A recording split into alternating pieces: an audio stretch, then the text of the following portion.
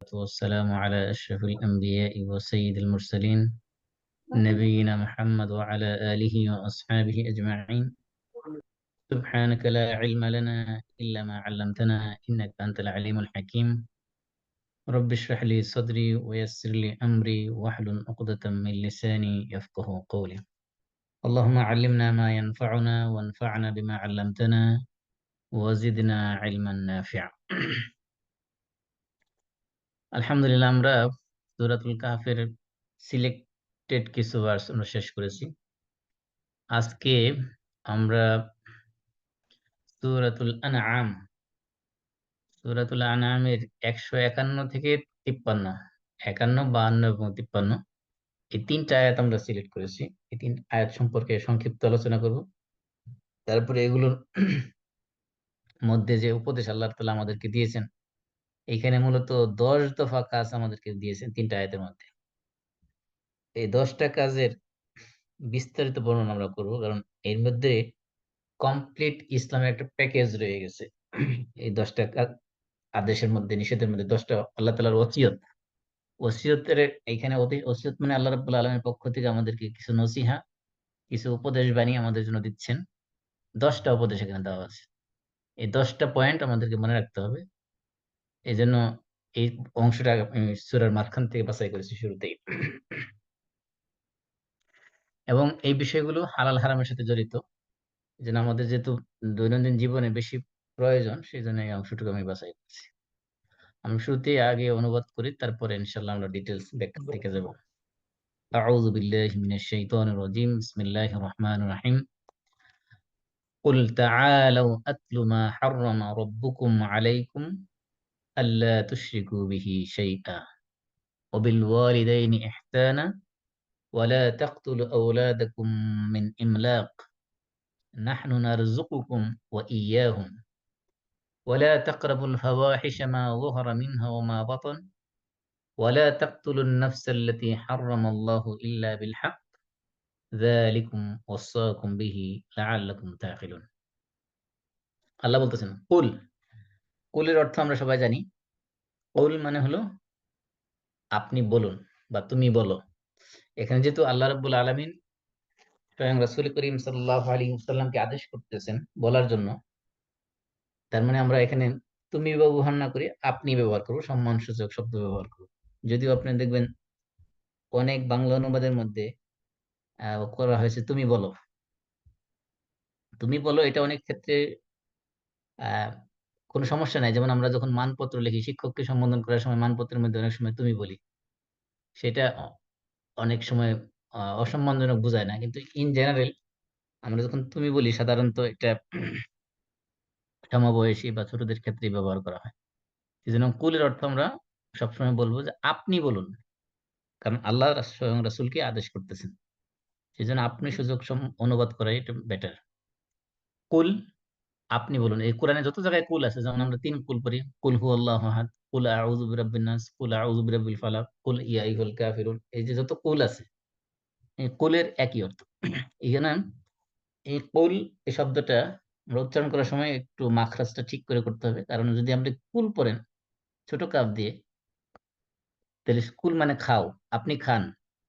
তাহলে যদি আপনি পড়েন কুল, তাহলে অর্থ হলো আপনি খান, কিন্তু আল্লাহ তাআলা বলতেছেন আপনি বলুন। তাহলে বলা আর খাওয়া তো এক কাজ না। যেন শুধুমাত্র একটু মাখরাজের ডিফারেন্সের কারণে দেখা যাচ্ছে অর্থের বিশাল পরিবর্তন হয়ে যাচ্ছে। এজন্য আমরা বিশেষ করে সূরা ইখলাস তো প্রতিদিনই পড়ি। এজন্য এই কুল বলার সময় আমরা অবশ্যই মাখরাজের দিকে খেয়াল রাখবো। কুল, এখানে আল্লাহ রাব্বুল আলামিন যেহেতু রাসূলকে আদেশ করতেছেন, মানে রাসূল আল্লাহর বাণীটা, আল্লাহর মেসেজটা তার উম্মতের কাছে পৌঁছে দিবে। বিশেষ করে যারা দাওয়াতের, রাসূল যাদেরকে দাওয়াত দিয়েছেন, মক্কার কাফির এবং মুশরিক, তাদের কাছে এই বাণী পৌঁছে দেওয়ার জন্য আল্লাহ রাসূলকে আল্লাহ তাআলা বলেছেন। এই কুল শব্দের ভিতরে আরেকটা প্রমাণ রয়েছে যে এই কোরআন আল্লাহ রাব্বুল আলামিনের পক্ষ থেকে সম্পূর্ণ অবিকৃত অবস্থায়, প্রত্যেকটা অক্ষর, বর্ণ, এমনকি জ্যোতিচিহ্ন যেগুলো আছে, সবগুলো যে আল্লাহ রাব্বুল আলামিনের পক্ষ থেকে অবিকৃত অবস্থা আমাদের কাছে আসছে, তার একটা প্রমাণ হলো কুল। কিভাবে? কারণ সাধারণত আমরা যখন অন্যের মেসেজ, অন্যের কোনো সংবাদ অন্যের আরেকজনের কাছে পৌঁছাই, তখন আমরা এটাকে আমাদের মতো করে এটা অ্যাক্টিভ ভয়েস থেকে প্যাসিভ ভয়েসে রূপান্তরিত করি। অনেক সময় এটাকে ভয়েস চেঞ্জ করে সেটাকে আমাদের মতো করে বলি। যেমন কেউ যদি আমাকে একটা বলে, একটা কথা বলে যে আম, আপনি আপনার মনে মনে করেন রাস্তায় একজনের সাথে দেখা হলো, বললো যে ভাবিকে সালাম দিয়েন। তা আমি এসে কি বলবো? আমি এসে বলবো যে অমুকে তোমাকে সালাম দিয়েছে। তাহলে সে যে কথাটা যেভাবে আমাকে বলেছিল, আমি কিন্তু সেই হুবহু তার কথাটাকে আমার বাসায় এসে আমি ডেলিভারি দেই নাই। আমি হুবহু সেন্টেন্সটাকে আমি তার কাছে বলি নাই। কিন্তু আমি কি বলছি, আমি কিন্তু আমার মতো করে সেন্টেন্সটাকে তৈরি করে তারপরে মেসেজটা পৌঁছে দিয়েছি। কিন্তু কোরআনের ক্ষেত্রে রাসূল যদি এটা করতে পারতেন, যে রাসূল বলতে পারতেন যে আসো, আল্লাহ রাব্বুল আলামিন তোমাদেরকে বলেছেন তোমরা এটা করো না। এভাবে তিনি বলতে পারতেন। কিন্তু আল্লাহ রাসূল সেটা নিজের বাচন ভঙ্গিতে নিজের মতো করে বক্তব্যকে চেঞ্জ না করে আল্লাহ যেভাবে বলেছেন হুবহু ওইভাবেই তিনি বলে দিয়েছেন। কিভাবে বলতেছেন? আল্লাহ তাআলা বলছেন কুল, হ্যাঁ, মানে হে রাসূল আপনি বলুন। কাদেরকে বলুন? এখানে উদ্দেশ্য হলো মক্কার কাফের মুশরিকদেরকে বলুন। তাআলাও, আরব দেশে দেখবেন একবারে ছোট বাচ্চাও অথবা ছোট বাচ্চাদেরকে ডাকলে বলুন তাল তাল তাল হেনা তাল হেনা। তাল মানে আসো। এটা আরবরা একদম খুব কমন শব্দ আরব দেশে। একবার অশিক্ষিত মূর্খ রাস্তায় যারা গেও তারাও জানে তাল মানে আসো। তাল হেনা। এই যে আল্লাহ রাব্বুল আলামিন আল্লাহ রাসূলকে বলতেছেন যে আপনি তাদেরকে ডেকে বলুন। কাদেরকে? মক্কার মুশরিকদেরকে, কাফেরদেরকে আসো। তোমরা আসো। তাআলাও। তাআলাও এটা হলো আমরের সিগা। এটা বহুবচন। ইম্পারেটিভ আদেশসূচক। আসো তোমরা আসো। তার মানে রাসূল একেবারে দরদ দিয়ে মক্কার কাফের মুশরিকদেরকে বুঝাচ্ছেন। আপনি যখন কোন একটা গুরুত্বপূর্ণ বিষয় কারো সাথে শেয়ার করতে চাচ্ছেন, তখন তাকে কি বলবেন? যে না আসেন আমরা একটু ওইখানে একটু বসি। ওই মাঠে বসি অথবা মসজিদে বসি অথবা অমুক জায়গায় একটু বেঞ্চে বসি অথবা ওই টিম হোল্টনে বসি। একটু একটু গুরুত্বপূর্ণ একটু কথা আছে আসেন আমরা একটু গল্প করি। মানে সিনসিয়ার একবারে খুবই ইম্পোর্টেন্ট বিষয়, কনফিডেন্সিয়াল বিষয়। এমন বিষয় হলে আমরা সাধারণত কাউকে ডেকে নিয়ে তারপরে কথা শুনি। রাস্তাঘাটে দাঁড়ায় কোথাও বলি না। আল্লাহ তাআলা রাসূলকে বলতেছেন না, তো আপনি কি করুন? এই কাফের মুশরিকদেরকে তাদেরকে ডাকুন। তাদেরকে বলুন, কি বলুন? তাআলাও তোমরা আসো। কি করি? আতলু মা হাররামা রাব্বুকুম আলাইকুম। আতলু এটা তেলাওয়াত শব্দ থেকে আসছে। আমরা যদি তেলাওয়াত করি, এটা হলো আতলু মানে আমি তেলাওয়াত করি। তাহলে তাআলাও তোমরা আসো। আতলু আমি তেলাওয়াত করি তোমাদের সামনে। কি তেলাওয়াত করি? মা, মা মানে আল্লাযী, এটা ইসমে মৌসুল। যা কিছু। হাররামা মানে হারাম করেছেন। অর্থাৎ আমি তোমাদেরকে তেলাওয়াত করে শোনাই, আসো তোমরা আমার কাছে। আমি তোমাদেরকে তেলাওয়াত করে শোনাই যে যা তোমাদের হারাম করেছেন। কি হারাম করেছেন? রব্বুকুম তোমাদের রব। তো রব হাররামা এটা হলো ফেল, রব্বুন হলো ফাইল। রব্বুন মুদফ, কুম হলো কি মুদফ ইলাই। তো মুদফ ইলাই মিলে কি হয়েছে এখানে? হাররামার ফেলের ফাইল হয়েছে। তো হাররামা রব্বুকুম তোমাদের রব তোমাদের জন্য কি করেছেন? হারাম করেছেন। আলাইকুম তোমাদের উপরে। হাররামা আলা, হাররামার সাথে সবসময় সিলা আলা আলা আসে অধিকাংশ সময়। তাহলে হাররামার সাথে এই যে আলা, যে আলার অর্থ উপরে না, শাব্দিক অর্থ না, এটা হাররামার সিলা হিসাবে। হাররামা রব্বুকুম আলাইকুম, আল্লাহ রাব্বুল তোমাদের রব তোমাদের উপর হারাম করেছেন মানে তোমাদের জন্য হারাম করেছেন। তাহলে আল্লাহ তাআলা বলতেছেন হে রাসূল আপনি কি করুন? তাদেরকে বলুন যে তোমরা আসো। তাদেরকে মানে কাদেরকে? মক্কার কাফের মুশরিক। তোমরা আসো, তোমাদেরকে আমি তেলাওয়াত করে শোনাই যে তোমাদের রব তোমাদের জন্য কি, কি জিনিস হারাম করেছে। এবার এটা হলো ভূমিকা। এই ভূমিকা দেওয়ার পরে আল্লাহ রাব্বুল আলামিন কোন, কোন জিনিস হারাম করেছেন সেগুলো এখানে একটা লিস্ট তুলে ধরেছেন। এখানে ১০ দফা বিষয় আমাদের সামনে তুলে ধরেছেন। এই ১০ টা বিষয় সবটি আমাদের জীবনের জন্য খুবই গুরুত্বপূর্ণ। এইজন্য আমি মূলত এই আয়াতগুলো বাছাই করেছি। অ্যা ১ম কথা হলো যে হালাল এবং হারাম এটা একমাত্র আল্লাহ রাব্বুল আলামিনের মানে অ্যাবসোলিউট পাওয়ার। কখনো, কখনো রাসূলুল্লাহ সাল্লাল্লাহু আলাইহি সাল্লামকে আল্লাহ রাব্বুল আলামিন কিছু, কিছু ব্যাপারে লেজিসলেটিভ পাওয়ার একটু দিয়েছেন। কিন্তু সম্পূর্ণ ক্ষমতাটা আল্লাহ রাব্বুল আলামিন নিজের হাতে রেখে দিয়েছেন। হালাল হারাম করার বিষয়টা। এজন্য কোরআনে একাধিক আয়াতে আল্লাহ তাআলা বলছেন, "ওয়ালা তাকুলু লিমা তাসিফু আলসিনাতুকুমুল কাযিব হাযা হালালুন ওয়া হাযা হারামুন লিতাফতারু আলাল্লাহিল কাযিব ইন্নাল্লাযীনা ইয়াফতারুনা আলাল্লাহিল কাযিব লা ইফলিহুন।" যে তোমরা কথা বলার সময় আমরা যেরকম স্বাভাবিক বলে কথা বলি। আল্লাহ বলতেছেন তোমরা এইভাবে কথা বলে ফেলো না যে এটা হালাল, এটা হারাম। আমরা যেটা করি সাধারণত যখন দেখা যায় ইসলাম সম্পর্কে একটু পড়াশোনা করি, তখন আমরা নিজেরা মানে অথরিটেটিভ হয়ে যাই। নিজেদেরকে মনে করি যে আমি তো ইসলাম সম্পর্কে ফতোয়া দিতেই পারি। বলে ফেলি যে এটা হালাল, এটা হারাম, এটা জায়েজ নাই। হ্যাঁ? সমানে বলতে থাকি। যাচাই না করি। আসলে ইসলামে হালাল কিনা, আসলে এটা হারাম কিনা, সে যাচাই বাছাই না করে অনেক সময় বলে ফেলি। এটা খুবই ডেঞ্জারাস। কতটা ডেঞ্জারাস একটু উদাহরণ দিলে বোঝা যাবে। মনে করেন আমি আজকে যদি আলোচনার ভিতরে একটা কথা বলি নাই। কিন্তু আপনি আমার নামে দিয়ে সমাজের মধ্যে ছড়ায় দিচ্ছেন যে মাসুম ভাই আজকে আলোচনার ভিতরে এরকম একটা জঘন্য কথা বলেছে। যে এটা এই কাজটা করা যাবে বা এই কাজটা করা যাবে না। ধরেন ফর এক্সাম্পল আমি বলি নাই কিন্তু আপনি যে বলতেছেন যে মাসুম ভাই বলছে আজকের থেকে মর্টগেজ দিয়ে বাড়ি কেনা জায়েজ আছে। বলে দিছেন। কিন্তু আমি এই কথা বলি নাই। তাহলে এই যে আমি যেই কথাটা আমি বলি নাই, এই কথা যদি আপনি আমার বিরুদ্ধে যে মানুষের কাছে বলে বেড়ান, তা আমার কাছে এটা কতটা খারাপ লাগবে, আপনার ব্যাপারে কতটা খারাপ ধারণা জন্মিবে, আপনাকে আমি অ্যা আপনার সাথে আমার ডিলিংস টা কিরকম হবে? তারপরে পরবর্তী সময়ে আমি যখন জানবো যে আপনি আমার ব্যাপারে এমন একটা অ্যালিগেশন দিচ্ছেন যেটা আমি আসলে বলিনি, এমন মিথ্যা কথা আমার নামে চালায় দিচ্ছেন। এটা তো আমি একজন মানুষ হিসেবে আমার লিমিটেশন এর ভিতর থেকে আপনার সাথে সম্পর্ক অবনতি করছি। কিন্তু আল্লাহ রাব্বুল আলামিন যার সুপ্রিম পাওয়ার অথরিটি যার আছে সারা সৃষ্টি জগতের মধ্যে, তার ব্যাপারে আমি অ্যালিগেশন দিতেছি যে তিনি এটা হারাম করেছেন অথচ উনি এটা হারাম করেন নাই হয়তো। হয়তো আমি বলতেছি তিনি এটা হালাল করেছেন কিন্তু আমি অথচ বাস্তবে হয়তো এমন হতে পারে যে না তিনি হালাল করেন নাই। তার মানে আমি যদি কোন জিনিসকে হালাল বলে ফেলি, কিন্তু বাস্তবে এটা আল্লাহ হালাল করেন নাই। অথবা কোন জিনিসকে হারাম বলে ফেলি, বাস্তবে সেটা আল্লাহ তাআলা হারাম করেন নাই। তাহলে আমি মূলত আল্লাহর যে পাওয়ার, সেই পাওয়ারটাকে আমি নিজে অ্যাক্সেস করতেছি। সেই পাওয়ারটাকে আমি নিজেই মানে মানে আমি আল্লাহর যে দায়িত্ব কর্তব্য সেটা মনে হয় আমি নিজেই নিয়ে নিচ্ছি। এরকম একটা বড় ধরনের একটা জঘন্যতম অপরাধ আমি করে ফেলছি। এজন্য আমাদেরকে যে বিষয়টা সবসময় সতর্ক থাকতে হবে। কোন জিনিস হালাল হারাম বলার ক্ষেত্রে খুবই সতর্ক থাকতে হবে। আপনি যে যতক্ষণ পর্যন্ত নিশ্চিত কোরআন হাদিসের এভিডেন্স এর মাধ্যমে জানতে না পারবেন যে এটা হালাল বা এটা হারাম, ততক্ষণ পর্যন্ত বলতে যাবেন না এটা হালাল বা হারাম। কারণ যদি বাই চান্স এমন হয় যে আপনি অজ্ঞতাবশত বলে ফেললেন যে এটা হালাল, কিন্তু বাস্তবে এটা হারাম। কিন্তু আপনি অজ্ঞতাবশত বলে ফেললেন যে এটা হারাম, করা যাবে না। কিন্তু বাস্তবে এটা হালাল। তাইলে কিন্তু আপনি আল্লাহর ব্যাপারে মিথ্যা অপবাদ আরোপ করলেন। এজন্য আল্লাহ তাআলা বলছেন হাররামা পরে এটার সিলা যেহেতু সাধারণত সিলা শব্দের সাথেই আসে। কিন্তু হাররামার পরে হাররামা আলাইকুম রাব্বুকুম না বলে কি বলছেন? হাররামা রব্বুকুম। রব্বুন শব্দটা এখানে আগে নিয়ে আসা হয়েছে। এখানে র এর এর এই যে আল্লাহ তাআলা যে রব হিসেবে তিনি হালাল হারাম করার অধিকার রাখেন।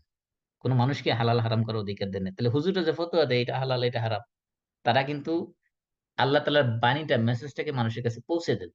কোন হুজুর ফতোয়া দিয়ে কোন জিনিস হালালও করতে পারেন না, কোন জিনিস হারামও করতে পারেন না। এজন্য আল্লাহ রাসূল কাফের মুর্শিদের বলতেছেন যে আল্লাহ তাআলা বলে দিচ্ছেন রাসূলকে, "রাসূল আপনি কি করুন? তাদেরকে ডেকে বলুন যে তোমরা আসো। তোমাদেরকে কিছু আমি তেলাওয়াত করে শোনাই।" কি শোনাই তেলাওয়াত করে? যে তোমাদের রব তোমাদের উপর কি, কি জিনিস হারাম করেছেন সেগুলো। এখানে আরেকটা বিষয় হলো যে রাসূল সাল্লাল্লাহু আলাইহি সাল্লাম এই কাফের মুর্শিদদেরকে ডেকে আল্লাহ তাআলা কি হারাম করেছেন সেগুলো শোনানোর প্রয়োজন দেখা দিয়েছে। কারণ কি? কারণ হলো মক্কার কাফের মুশরিকরা বিশেষ করে জাহেলী সমাজে তারা নিজেদের মতো করে মন গড়া অনেক জিনিস নিজের মতো করে হালাল করে নিয়েছে। আবার অনেক জিনিস নিজেদের মন মতো করে হারাম করে নিয়েছে। এমনকি এ আহ আহবার এবং রুহবান ইহুদি এবং খ্রিস্টান ধর্মের অনেক পণ্ডিত তারাও কি করেছেন? তারা যেটাকে হালাল বলতো মানুষ সেটাকে হালাল হিসেবে মানত। যেটাকে হারাম বলতো সেটাকে হারাম হিসেবে মানত। তাদের তাওরাত ইনজিলের কোন ধার ধারত না। এইজন্য কোরআনে সূরা মায়েদার মধ্যে আসছে। মায়েদার ১০৩ নম্বর আয়াতে সেখানে বলছে যে, "মা জাআলাল্লাহু মিন বাহিরাতিন ওয়ালা সাইবাতিন ওয়ালা ওয়াসিলাতিন ওয়ালা হামিন।" যে এই যে বাহিরা তারপরে ওয়াসিলা তারপরে সা এম মা জাআলাল্লাহু মিন বাহিরাতিন ওয়ালা সাইবাতিন, ওয়ালা ওয়াসিলাতিন, ওয়ালা হামিন। এই যে ৪ টা জিনিস। এগুলো এগুলো তারা নিজেরা হারাম বানায় নিয়েছে। এগুলো কি? একটা হলো বাহিরা বলা হয় এমন উষ্টি, যে উষ্টির দুধ কেউ পান করতে পারবে না। এটা দেবতার নামে উৎসর্গ করা হয়েছে। এই উষ্টির দুধ দেবতার জন্য ছেড়ে দেওয়া হয়েছে। এটার ক্ষেত্রে কেউ দুধ দহন করে কেউ খাইতে পারবে না। এমন উষ্টিকে বলা হয় বাহিরা। এগুলোর যদিও সংজ্ঞা নিয়ে বিভিন্ন মতভেদ আছে, কিন্তু কমন কথা হলো এটা হলো বাহিরা। আর একটা হলো সাইবা। সাইবা কোনটা? সাইবা হলো যে এমন ওট, যেটা পুরুষ ওট, এটা শুধু দেবতার নামে উৎসর্গ করে দেওয়া হয়েছে। এটা কেউ গোস্ত খাইতে পারবে না। এটা কেউ এই ওটের উপর কেউ চড়তে পারবে না। এটা শুধুমাত্র মাঠে ঘুরে বেড়াবে। তারপরে ওয়াসিলা, এমন পুরুষ ওট যেটা একটা নির্দিষ্ট পরিমাণ সংখ্যক বার যদি সে কোনো মাদি উষ্টির সাথে তার মিলন হয়, তাহলে ওই উষ্টিকে দেবতার নামে উৎসর্গ করে দেওয়া হয়েছে। এটার উপর চড়া যাবে না, এটাকে কোনো কাজে ব্যবহার করা যাবে না। তারপরে এরকম আছে, ওসিলা হলো হামিন। আর ওয়াসিলা হলো যে এমন পুষ্টি, যেটা কয়েকবার একাধারে আহ, নির্দিষ্ট সংখ্যক পরিমাণ শুধুমাত্র পুরুষ বাচ্চা দিয়েছে, ওইগুলোকে বলা হয় ওয়াসিলা। তাহলে ওয়াসিলা হোক বা হামি হোক অথবা সাইবা হোক অথবা বাহিরা হোক, এই যে তারা এগুলোকে হারাম করে নিয়েছে, দেবতার নামে ছেড়ে ছেড়ে দিয়েছে, যে দেবতার জন্য এগুলো উৎসর্গিত, এগুলো ব্যবহার করা যাবে না, এগুলো খাওয়া যাবে না, জবাই করা যাবে না। এটা কিন্তু তারা নিজেদের মন গড়ার মতো বানিয়ে নিয়েছে। এগুলো আল্লাহ হারাম করেন নাই। এগুলো কাফেররা নিজেদের মতো করে হারাম করে নিয়েছেন। এই জন্য আল্লাহ তাআলা বলছেন যে তোমরা আসো, কাফের মুশরিকরা তোমরা আসো, যে আল্লাহ তাআলা আমাদের জন্য তোমাদের উপর কি কি জিনিস হারাম করেছেন আমি একটু তেলাওয়াত করে তোমাদেরকে শোনাই, তোমরা একটু মনোযোগ দিয়ে শোনো। সেটা কি কি? প্রথম ১ নম্বর হারাম, আল্লাহ তুশরিকু বিহি শাইআ। এটা হলো একেবারে প্রিন্সিপাল, মূল জায়গায় প্রথমে। আল্লাহ তুশরিকু, লা তুশরিকু মানে তোমরা শিরক করবে না। এটা কিন্তু নেহি না, নফি, মানে নাবোধক। আহ অথবা এই যে আমরা নাহিয়ে ধরি, তারপরে নিষেধ সূচক যদি ধরি, সেই হিসাবে আমরা নিতে পারি। লা লা তুশরিকু, তোমরা শিরক করবে না। বিহি, বি মানে সাথে, হি মানে তার। তার মানে কার? আল্লাহর সাথে। শাইআ মানে কোনো কিছু। তাহলে তোমরা কি করবে না? ১ নম্বর নিষেধ। আল্লাহ তাআলা যে সেজল যে হারাম করেছেন, তার মধ্যে প্রথমটা হলো যে তোমরা আল্লাহর সাথে কাউকে শিরক করবে না। শরিক করবে না। আল্লাহর সাথে শিরক করবে না। আল্লাহর সাথে কাউকে শরিক সাব্যস্ত করবে না। ১ নম্বর। তো আমি বলছিলাম এখানে ১০টা কথা আছে। তো প্রথম পয়েন্টটা কি? প্রথমটা হলো শিরক করতে নিষেধ করা হয়েছে। মানে শিরক করা হারাম। এটা তাদেরকে জানিয়ে দেওয়া হয়েছে। ২ নম্বর কি? ওয়াবিল ওয়ালিদাইনি ইহসানা। পিতামাতা মানে এবং বিল ওয়ালিদাইন মানে পিতামাতার সাথে। তো ওয়ালিদানে ছিল, ওয়ালিদ মানে শাব্দিক অর্থে আমরা বলি ওয়ালিদ মানে পিতা, আবার ওয়ালিদা মানে মাতা। আর ওয়ালিদানে দুজন একসাথে হলে এটা হলো প্যারেন্ট মানে পিতামাতা। আর ওয়ালিদাইনি কেন হলো? এখানে বা আসছে, বা হলো হরফে জর। আর আমরা জানি হরফে জরের কাজ হলো কি দেওয়া? মাজরুর করা। আর এখানে যেটা সাউন্ড ম্যাসকুলিন প্লুরাল, সেজন্য এখানে ইয়ানুন দ্বারা বহুবচন করা হয়েছে। যেমন মুসলিমুনা, মুসলিম, সরি, দ্বিবচন করা হয়েছে। দ্বিবচনের ক্ষেত্রে কি হয়? মানে যেমন ওয়ালিদানে ওয়ালিদাইনে, রাজুলানে রাজুলাইনে। তাহলে ইয়াদ বা আসার কারণে কি হয়েছে? এখানে ইয়া দ্বারা হয়েছে। ওয়াবিল ওয়ালিদাইনে, আর পিতামাতার সাথে কি করবে? ইহসান, না, ইহসান করবে। ইহসান মানে হলো তাদের সাথে সদ্ব্যবহার করবে, সদাচরণ করবে, ভালো আচরণ করবে। তাহলে এখন প্রশ্ন হলো, প্রথমটা তো বুঝলাম যে তোমরা আল্লাহর সাথে শিরক করবে না, এটা তো হারাম করছে। তো পিতামাতার সাথে সদাচরণ করবে, এটা হারাম হলো কিভাবে? তার মানে এখানে এটা উল্টাটা বোঝানো হয়েছে। পিতামাতার সাথে সদাচরণ করবে মানে হলো যে পিতামাতার সাথে অসদাচরণ করাটাই হারাম করা হয়েছে। অসৎ ব্যবহার করা, তাদের সাথে কটু আচরণ করা, তাদের সাথে এমনকি সূরা বনী ইসরাইলে বলা হয়েছে ওয়ালা তাকুল লাহুমা উফফিন, তাদেরকে উফ শব্দও বলবে না।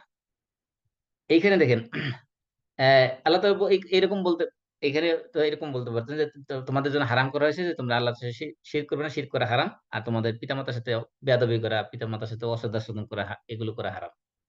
সেভাবে না বলে এখানে দেখেন বর্ণনার স্টাইলটা বা বাচন ভঙ্গিটা দেখেন। এখানে কিন্তু তোমাদের পিতামাতার সাথে বেয়াদবি করা, অসদাচরণ করা, খারাপ আচরণ করা হারাম করা হয়েছে, এরকম কথা বলে না। বলা হয়েছে কি তাদের পিতামাতার সাথে সদাচরণ করবে। এর মাধ্যমে বোঝানো হচ্ছে যে সদাচরণের প্রতি বেশি গুরুত্ব দেওয়া হয়েছে। কারণ অসদাচরণ করা তো হারাম, সেটা তো আছেই এর ভিতরে।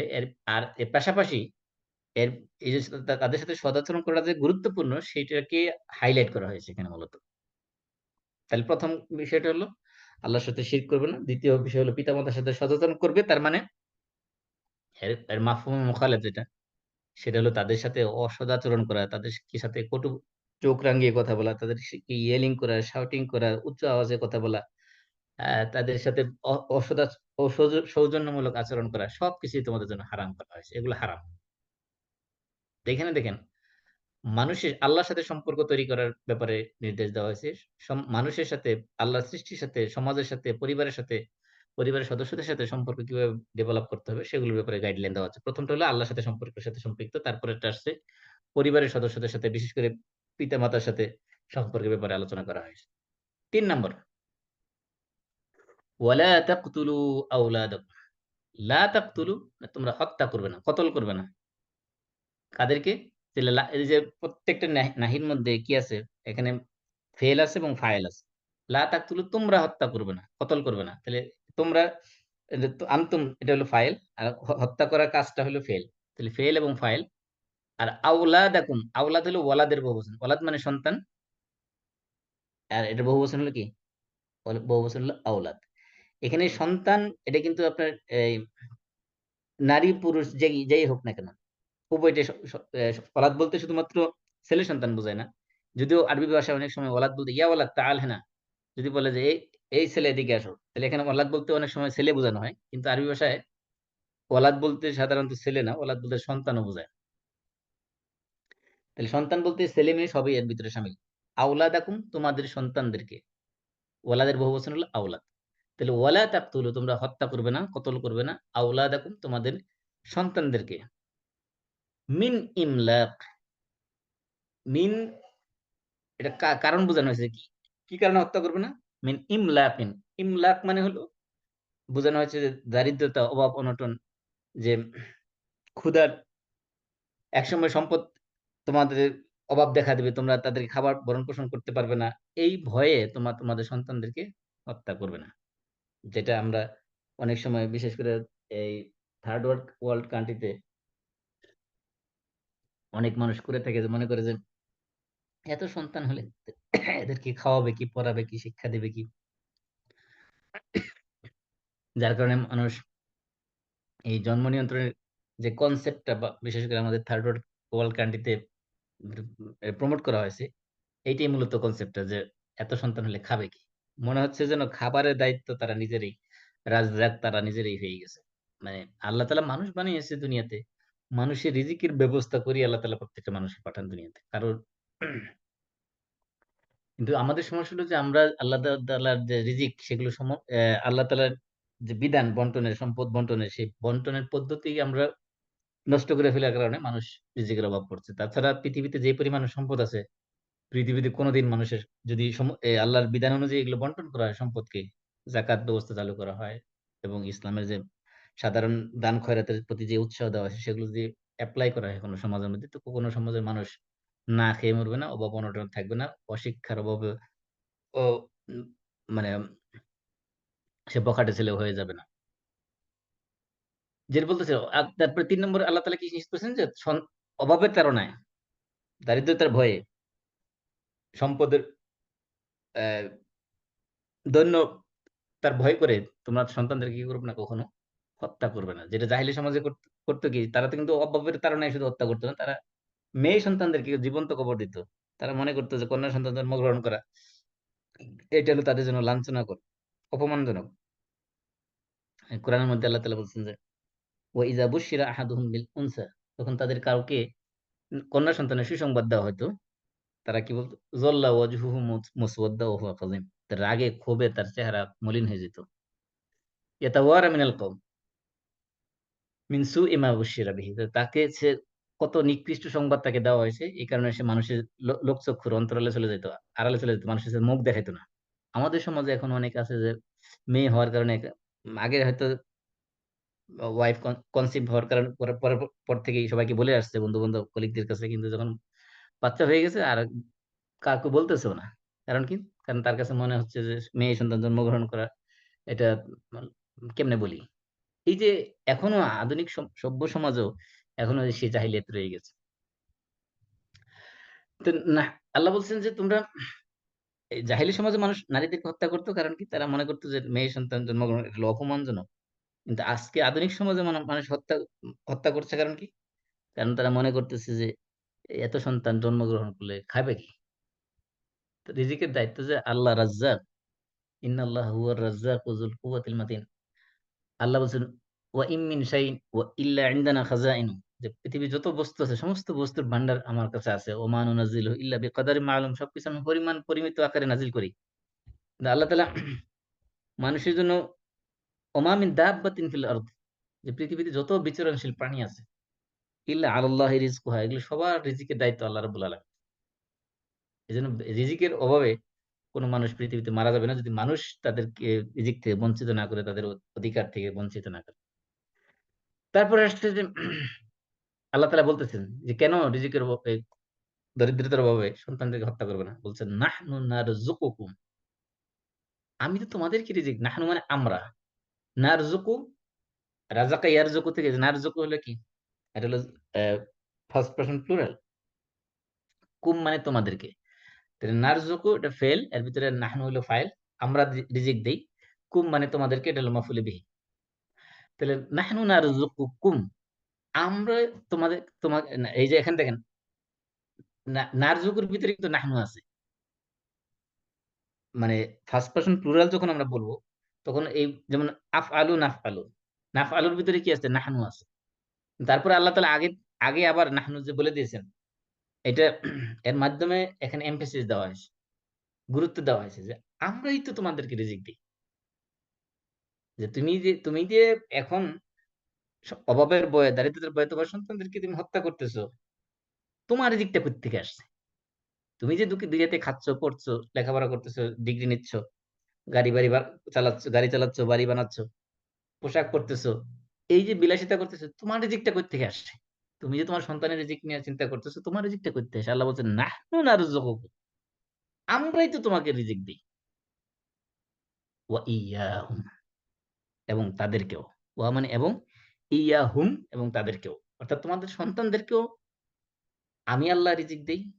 তোমাদেরকেও তো আমি আল্লাহ রিজিক দেই। তুমি যেহেতু নিজের রিজিকের জন্য ভয় করো না, তাহলে সন্তানের রিজিকের জন্য তুমি কেন ভয় করো? তুমি নিজে যেহেতু না খাওয়ার, মরে যাওয়ার কোনো আশঙ্কা তুমি করো না। তুমি সন্তানের জন্য কেন আশঙ্কা করো? আল্লাহ তাআলা আমাদেরকে সন্তান দারিদ্রতার ভয়ে, অভাবের ভয়ে সন্তান হত্যা করা নিষেধ করার পিছনে যে লজিক আমাদেরকে দিচ্ছেন যে, তোমার যেরকম আমি রিজিক দেই, তোমার সন্তানের রিজিকের মালিকও আমি আল্লাহ। তোমার সন্তানের জন্য রাজ্জাক আমি আল্লাহ। সুতরাং কখনো এই অভাবের ভয়ে সন্তানদেরকে হত্যা করো না। আল্লাহ তাআলা একেবারে দরদ দিয়ে বোঝাচ্ছেন আমাদেরকে। তারপরে কি? ওয়ালা তাকরাবুল ফাওয়াহিশ। লা তাকরাবু, কারুবা ইয়াকরুবু মানে নিকটবর্তী হওয়া, কাছাকাছি যাওয়া। ওয়ালা তাকরাবুল ফাওয়াহিশ, ফাহিশা বা অশ্লীলতা যেগুলো। আর ফাহিশা বলা হয় সব ধরনের, সাধারণত খারাপ কাজকে বলা হয় মুনকার। আর ফাহিশা বলা হয় সব একেবারে নিকৃষ্টতম অশ্লীল কাজ যেগুলো। এই সবগুলোকে বলা হয় ফাহিশা। ফাহিশা এটার বহুবচন হলো ফাওয়াহিশ। এর মধ্যে জিনা, ব্যভিচার, অশ্লীল গালিগালাজ এসব কিছু এর ভিতরে শামিল। এবং বেপরদা চলাফেরা, অশ্লীল গান শোনা, অশ্লীল ছবি দেখা, অশ্লীল নাচ দেখা, এই সবকিছুর ভিতরে এই ফাহিশার অন্তর্ভুক্ত। আল্লাহ বলছেন মা যহারা, মা মানে আল্লাযী, যা, যহারা মানে যেটা প্রকাশ পেয়েছে, মিনহা মানে মিনাল ফাওয়াহিশ, এই যে অশ্লীলতা, অশ্লীল কাজ, অশ্লীল কথাবার্তা, এর ভিতরে যেগুলো প্রকাশ্য আছে, যেগুলো প্রকাশ পেয়ে গেছে, অর্থাৎ যেগুলো বাহ্যিকলি দেখা যায় ফিজিক্যালি, মানে ভিজিবল, সেগুলো তো সেগুলোর কাছেও যাবে না। ওয়ামা বাতানা, এবং যেগুলো গোপনীয় অশ্লীলতা, সেগুলোর কাছেও যাবে না। গোপনীয় অশ্লীলতা আবার কোনগুলা? সেগুলো আমরা বিস্তারিত ডিটেইলস এ পরে যাব। গোপনীয়তা অশ্লীলতা যেগুলো মনে করেন বাহ্যিকভাবে দেখা যায় না গোপনীয়তা। যেমন মনে করেন খারাপ, গোপনীয় অশ্লীলতা খারাপের ভিতরে যেমন আছে আপনার নিফাকি। অন্তরের মধ্যে আপনি নিফাকি গোপন রাখলেন। এটা একটা খারাপ জিনিস যেটা অন্তরের মধ্যে আপনি গোপন রাখছেন, যেটা কেউ দেখে নাই, পৃথিবীর কোন মানুষ দেখে নাই।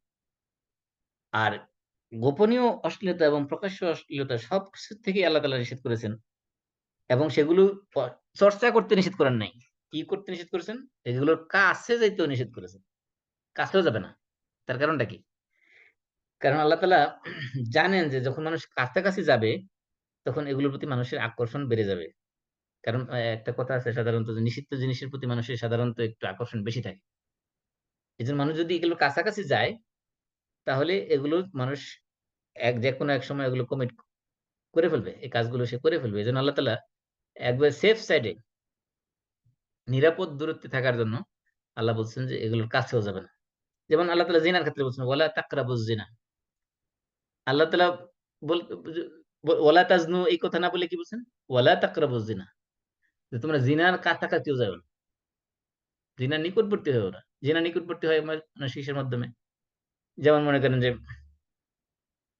কেউ অ্যাম নারী-পুরুষ অবাধ মেলামেশা করে, একসাথে চলাফেরা করা। কোন পর্দার বিধান নাই। কোন মাহরামের কনসেপ্ট নাই। যে একজন বেগানা পুরুষের সাথে একজন বেগানা নারীর কথা বলতে হলে মাঝখানে তাদের সাথে একজন মাহরাম থাকতে হবে। এই কনসেপ্টও নাই।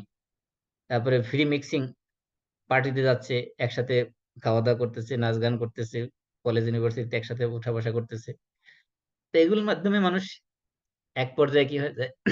শয়তান দ্বারা পরিচিত হয়ে দেখা যায় অশ্লীল কাজে লিপ্ত হয়ে পড়ে। এমনকি এখন এ পরকীয়া তো এটা একটা মহামারী রোগ আকারে ধারণ করেছে। শুধুমাত্র যে পাশ্চাত্য সমাজে সেটা না।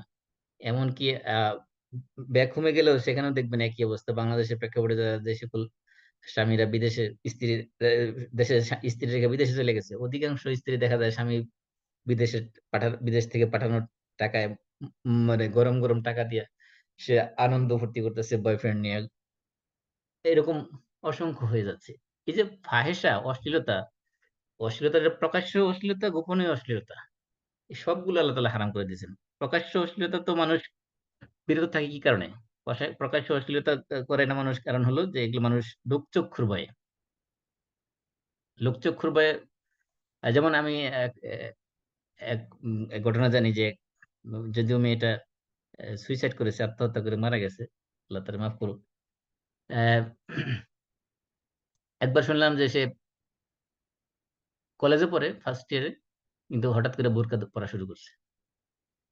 তো জিজ্ঞেস করলাম যে হঠাৎ করে বোরকা পড়ার পেছনে তার মোটিভেশন কিসে কাজ করছে? কোরআন হাদিস পড়ছে কিনা বা কোন ওয়াজ-টোয়াজ শুনে প্রভাবিত হইছে কিনা? বলে যে না, সে বোরকা পরে কারণ সে যখন ডেটিং করতে যায় তখন তার চেহারা দেখে কেউ চিনবে না যে কার সাথে কে বইসা রইছে। এইজন্য সে তার অশ্লীলতাকে ঢাকার জন্য সে কি করতেছে? বোরকা পড়তেছে।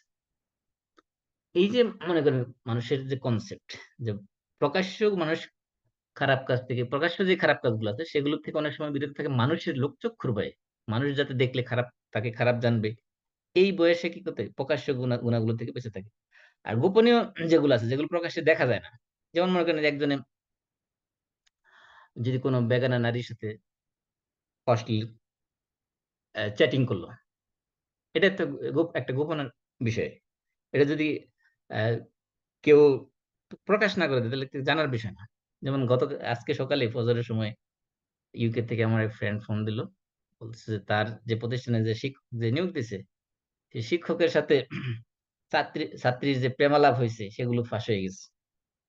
তাই এজন্য ৩ জনকে একসাথে ফায়ার করা হয়েছে।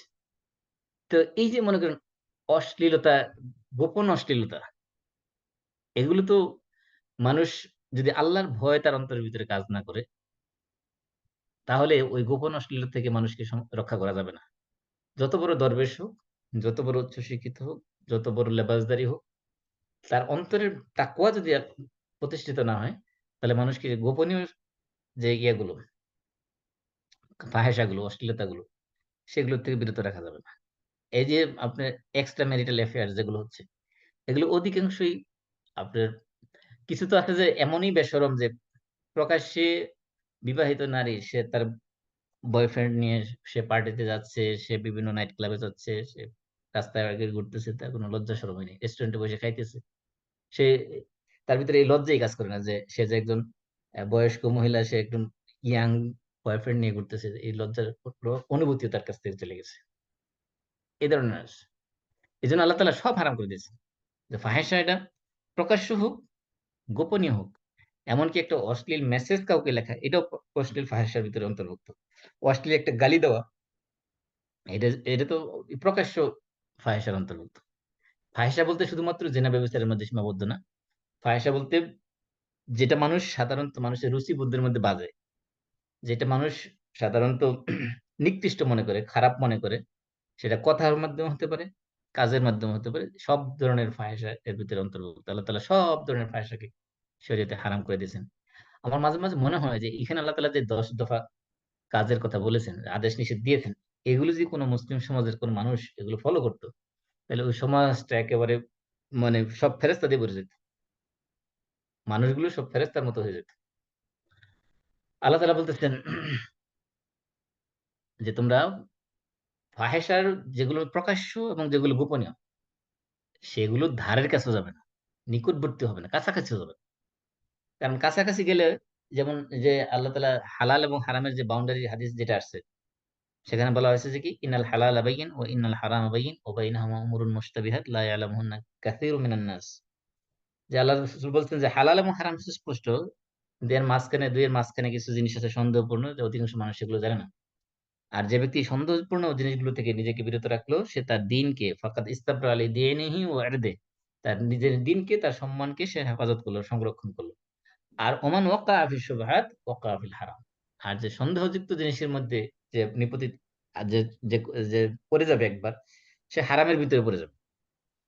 সন্দেহযুক্ত জিনিস যেগুলো হালাল হারামের মাঝখানে যেগুলো মানে মুসাব্বা জিনিস আছে, সেগুলো যারা সবসময় বেছে না চলবে, তাহলে যেকোনো সময় এক সময় সে হারাম হালালের ভিতরে পড়ে যেতে পারে। ঠিক তেমনিভাবে অশ্লীলতার ধারের কাছে যারা চলাফেরা করবে, অশ্লীলতার সম্ভাবনা যেখানে আছে, সেখানে যারা চলাফেরা করবে, তারা যেকোনো মুহূর্তে অশ্লীলতার মধ্যে পড়ে যেতে পারে। যেমন মনে করেন আপনি যদি আপনার এমন একজন ফ্রেন্ড আছে যে নিয়মিত সে সিগারেট খায়, নিয়মিত সে মদ খায়, নিয়মিত সে ক্লাবে যায়। এই এমন একটা বন্ধুর সাথে যে আপনি চলেন, আপনার এমন হইতে পারে শয়তানের প্ররোচনায় একদিন মনে হইতে পারে যে আজকে আমি একদিন যাইয়ে দেখি তারা কি করে। অথবা মনে করেন একজন এই গাঞ্জা সেবক বা ড্রাগ এডিক্টেড, তার কাছে চিন্তা করেন যে সে যে এই যে এত টাকা খরচ করে এই গন্ধযুক্ত জিনিস যেটা আহ, নাকছে ধরে রাখলো, পাশ দিয়ে হাইটা যাওয়া যায় না, এমন গন্ধযুক্ত জিনিস সে কিসের নেশায় পড়ে খাইতে, আমি একদিন একটু খেয়ে দেখি। এই যে একদিন খেয়ে দেখলেন টেস্ট করার জন্য, দেখা গেল যে এরপরের থেকে আপনার যে নেশা ধরেছে, আপনি এখন নিজের টাকা দিয়ে নিজেও খান, বন্ধুরও খাওয়ান। এই যে মানুষকে এই জন্য বলা হচ্ছে যে অশ্লীলতা যেগুলো আছে, সেগুলো তো করা তো যাবেই না, বরং সেগুলোর কাছাকাছিও যাওয়া যাবে না। কারণ কাছাকাছি গেলেই সেখানে রিস্ক থেকে যায় যে যেকোনো সময় এটা দ্বারা মানুষ প্রভাবিত হতে পারে, সেটা এর দ্বারা সে আক্রান্ত হতে পারে। সংক্রামক ডিজিজের মতো এটা, ইনফেকশাস ডিজিজের মতোই, যে এটা যেকোনো সময় মানুষকে আক্রমণ করতে পারে। অশ্লীলতা থেকে যারা দূরে থাকতে পারবে, তারাই হলো সবচেয়ে বড় মুত্তাকি। হালাল এবং হারাম, এই ২ টা জিনিস সব দিক থেকে, হালাল এবং হারাম শুধুমাত্র খাবারের মধ্যে সম্পৃক্ত না। পৃথিবীর যত বিষয় আছে হালাল এবং হারাম, এই ২ টা বিষয় থেকে যারা বেঁচে থাকতে পারবে, এবং সন্দেহপূর্ণ জিনিস যেগুলো হালাল এবং হারামের সন্দেহ আছে, সেগুলোর থেকে যারা বেঁচে থাকবে, তারা হলো সবচেয়ে বড় মুত্তাকি। এই যে মুত্তাকি মানে শুধুমাত্র দাড়ির মধ্যে আর পোশাকের মধ্যে না। আর কপালের মধ্যে সিজদা ফেললে দিলে মুত্তাকি হওয়া যায় না। মুত্তাকি হলো প্র্যাকটিক্যাল চর্চা করার বিষয়। ওয়ালা তাকতুলুন নাফস। তারপর আল্লাহ বলছেন ওয়ালা তাকতুলুন নাফস। লা তাকতুলু, তোমরা হত্যা করবে না। তাহলে আমরা যে লা তুশরিকু, লা তাকতুলু, লা তাকরাবু, লা, এই যে লা তাকতুলু, এখানে বলছে লা তাকতুলু, লা তুশরিকু, লা তাকরাবু, লা তাকতুলু, এই সবগুলো নিষেধ। এই দেখেন সবগুলোর মধ্যে নিষেধ দিয়ে শুরু করছে, লা দিয়ে, লা দিয়ে, লা দিয়ে, লা দিয়ে, কিন্তু পিতামাতার ক্ষেত্রে কোনো লা নেই। এখানে বলছে ওয়াবিল ওয়ালিদাইনি ইহসানা, পিতামাতার সাথে সদাচরণ করতে বলা হয়েছে। এখানে বলে না যে ওয়ালা ইয়ানি তুসিউল মুআমালাত মাআল ওয়ালিদাইন, এরকম বলা হয়নি। তারপর বলছে ওয়ালা তাকতুলুন নাফস, কতল করবে না, হত্যা করবে না। এই যে তাকতুলু, লা তাকতুলু, লা তাকতুল, লা তাকতুলা, লা তাকতুলু, এটা হলো কি প্লুরাল, সেকেন্ড পারসন প্লুরাল। এটার মধ্যে ইম্পারেটিভ আদেশ সূচক যেহেতু, সরি নিষেধ সূচক, এর মধ্যে কি আছে, ফেল আছে এবং ফাইল আছে। তাহলে তোমরা করবে না, তোমরা হত্যা করবে না। কি হত্যা করবে? আর নাফস, নাফস মানে প্রাণ। যেকোনো প্রাণকেই নাফস বলা হয়। যে তোমরা কোন প্রাণকে হত্যা করবে না। মানে এখানে প্রাণ বলতে মানুষের প্রাণই বোঝানো হয়েছে মূলত। এই ওয়ালা তাকতুলুন নাফস, কোন প্রাণকে তোমরা হত্যা করবে না। এবং আল্লাতি, যে নাফস, যে প্রাণকে আল্লাহ কি করেছেন? হারামাল্লাহু, আল্লাহ তাআলা হারাম করেছেন। এই যে এখানে দেখেন, আল্লাহ তাআলা বলতে পারত, এতটুকু বলে দিলেই হইতো যে ওয়ালা তাকতুলুন নাফস, তোমরা প্রাণকে হত্যা করবে না। এতটুকু বললেই কিন্তু বোঝা যেত। কারণ আমরা তো জানি এই সবগুলো কথাই আল্লাহর কথা এবং এই সবগুলো নিষেধই আল্লাহর নিষেধ। এখানে যে সকল জিনিস নিষিদ্ধ করা হয়েছে এগুলো আল্লাহর পক্ষ থেকে নিষিদ্ধ করা হয়েছে। তাহলে আমরা তো জানি এগুলো আল্লাহর কথা। তারপরে আবার কেন বলছেন? এখানে এক্সপ্লেনেশন দেওয়া হয়েছে যে এই নাফসের একটা সিফত দেওয়া হয়েছে। এই আল্লাতি হারামাল্লাহ, এটা পুরাটাই নাফসের একটা বর্ণনা দেওয়া হয়েছে। কি, কোন নাফস, কোন প্রাণ? যে প্রাণকে হত্যা করা আল্লাহ তাআলা হারাম করে দিয়েছেন। অন্যায়ভাবে যে প্রাণকে হত্যা করা আল্লাহ তাআলা হারাম করে দিয়েছেন, সেই প্রাণ তোমরা কি করবে না? হত্যা করবে না। কোন প্রাণ, মানুষকে হত্যা করবে না। কারণ হলো, কারণ এটা আল্লাহ হারাম করেছেন। এইখানে আবার দেখেন, আল্লাহ তাআলা আল্লাহ নিজে হারাম করেছেন এই কথাটা আবার এখানে উল্লেখ করার মানেই হলো যে এই বিষয়টা খুবই গুরুত্বপূর্ণ। কারণ এই যে মানুষকে হত্যা করা যে হারাম করেছেন, এটা কোনো সাধারণ হারাম না। এটা কোনো পৃথিবীর কোনো আ স এ ক্রিমিনাল ল এর রুল না। এটা আল্লাহর বিধান। এজন্য বলা হয় যে কাবাঘর ধ্বংস করার চেয়ে একজন নিরপরাধ মানুষকে হত্যা করা বেশি বড় অপরাধ, বেশি বড় অন্যায়, বেশি বড় কবিরা গুনাহ। কারণ কি? কারণ আজকে যদি কেউ কাবাঘর ধ্বংস করে ফেলে, তাহলে এটা সময়ের ব্যবধানে ১ মাস হোক, ২ মাস হোক, ১ বছর হোক, ২ বছর হোক, এর মধ্যে এই কাবাঘর এর চেয়ে সুন্দর করে নির্মাণ করা সম্ভব। কিন্তু একটা মানুষকে যদি খুন করে ফেলা হয়, মানুষকে যদি অন্যায়ভাবে হত্যা করে ফেলা হয়, তাহলে গোটা পৃথিবীর সমস্ত মানুষ মিলেও কি করতে পারবে না? ঐরকম একটা প্রাণ, ঐরকম একটা আত্মা, ঐরকম একটা জীবন আরেকবার ফিরিয়ে দিতে পারবে না দুনিয়াতে। এজন্য ইসলামে যে ৭ মুবিকাত, ৭ টি ধ্বংসাত্মক জিনিস যেগুলোকে বলা হয়েছে হাদিসের পরিভাষায়, এবং যেগুলো মানুষ খুব সবচেয়ে বড় কবিরা গুনাহ, আকবরুল কাবায়ের যেগুলো বলা হয়েছে, এর মধ্যে অন্যতম হলো শিরকের পরে অন্যতম কবিরা গুনাহ হলো আ মানুষকে অন্যায়ভাবে হত্যা করা। আল্লাহ বলছেন, তোমরা যে প্রাণকে হত্যা করা আল্লাহ তাআলা হারাম করে দিয়েছেন, সেই প্রাণ তোমরা অন্যায়ভাবে কি করো না? হত্যা করো না। অন্যায়ভাবে কোথায় পেলাম? ইল্লা বিল হক। ইল্লা মানে ব্যতীত, বিল হক মানে ন্যায়সঙ্গত। ন্যায়সঙ্গত কারণ ব্যতীত তোমরা কোন প্রাণকে হত্যা করবে না। ন্যায়সঙ্গত কারণ কোনটা?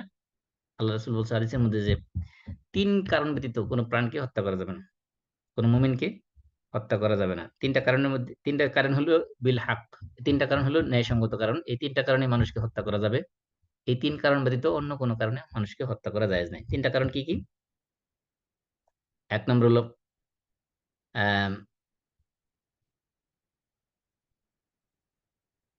যে ব্যক্তি অন্য প্রাণকে অন্য মানুষকে কি করলো? অন্যায়ভাবে খুন করলো। তাইলে খুনের বদলা খুন।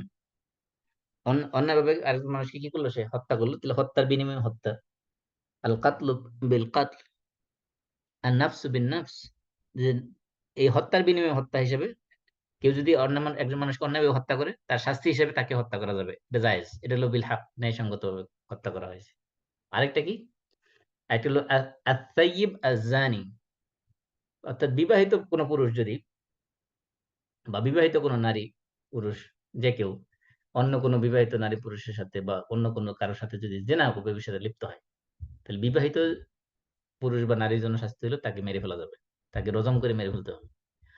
আর অবিবাহিত যদি এই ২ জনের উভয়জন বা যেকোনো একজন যদি অবিবাহিত হয়, তার শাস্তি হলো তাকে ১০০ বেত্রাঘাত করতে হবে। ১০০, যেটা আমরা বাংলায় বলি দোড়া মারা। ১০০ প্রহার করতে হবে। তাহলে ২ নম্বর কারণ। ৩ নম্বর হলো কি? ওয়াল ফারিকু লিল জামাআহ ওয়াল ফারিকু লিদীনিহি মুফারিকু লিল জামাআহ।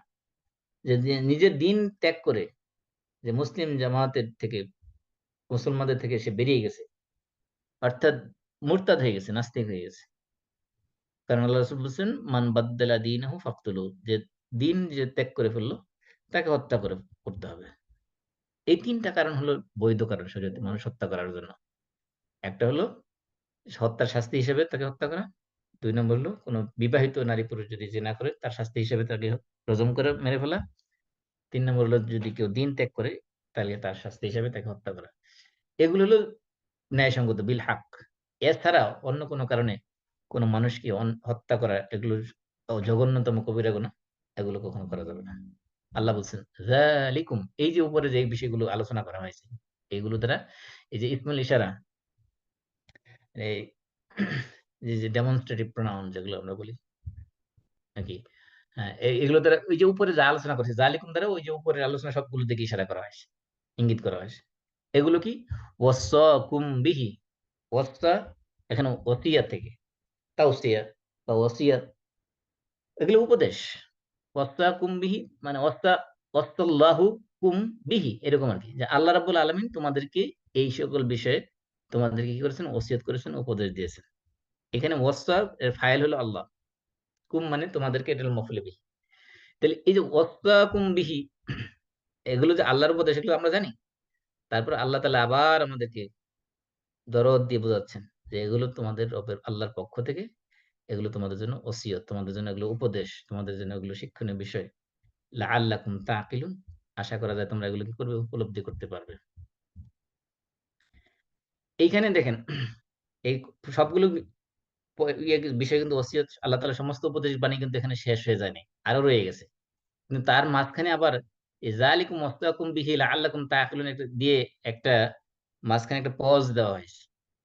এই পজ দেওয়ার মানে এখানে নতুন আরেকটা পয়েন্ট শুরু করার আগে মাঝখানে একটা পজ দেওয়া হয়েছে। এটার দ্বারা অনেকগুলো উদ্দেশ্য হতে পারে। ১ নম্বর হলো যে এত লম্বা আলোচনার মাঝখানে যাতে মানুষ ভুলে না যায় যে এগুলো সবগুলো আল্লাহর ওসিয়ত, সবগুলো আল্লাহর নির্দেশ। এজন্য মাঝখানে রিমাইন্ডার দেওয়া হয়েছে একটা, যে এই যে এতক্ষণ যা আলোচনা করা হয়েছে, যা কিছু নিষেধ করা হয়েছে, এগুলো কিন্তু তোমাদের রবের পক্ষ থেকে ওসিয়ত।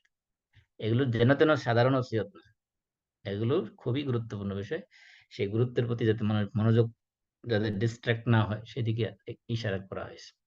এরপর আবার নতুন করে আবার কন্টিনিউ করা হচ্ছে। তারপরে বলা হচ্ছে কি? ওয়ালা তাকরাবু মালাল ইয়াতীম। লা তাকরাবু মানে আগেই তো আমরা পড়েছি, ওয়া মানে এবং, লা তাকরাবু তোমরা নিকটবর্তী হইবে না, কাছাকাছিও যাবে না।